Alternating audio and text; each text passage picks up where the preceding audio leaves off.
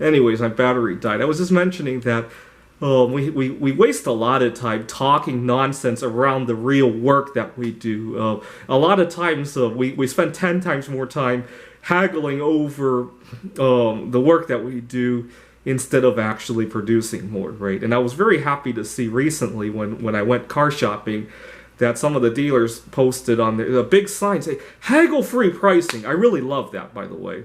I think that there's a lot more in life to haggling, and given the limited number, given that COVID has made us realize that we don't know how many hours we have left, the last thing I want to do is to waste it on nonsense talk, right? Okay, the other thing I hope we learn out of COVID is that I hope people learn to appreciate interactions with other people, right? Unfortunately, we've had to take a break from that due to COVID, but I hope people learn to appreciate going to local businesses instead of ordering online all the time, right? I mean, there is a place and time for ordering online. I recently had to order some computer hardware. I write computer games, and I needed 128 gigabytes of RAM to program some of my games that require a lot of memory, right? Because it's very specialized, right?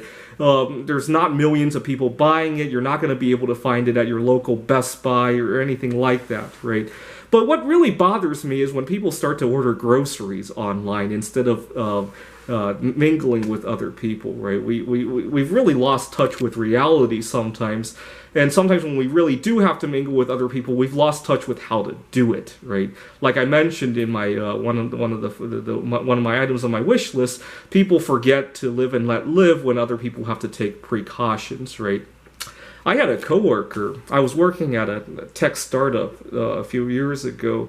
I had a coworker who put on a ton of cologne, which is fine with me, but one day he needed to come to my desk to ask me a question, and I stood up and I backed away from him a good 6 feet or so, and he just kept approaching me. I kept backing away from my desk until I was at the window of that office, and I finally had to explain to him.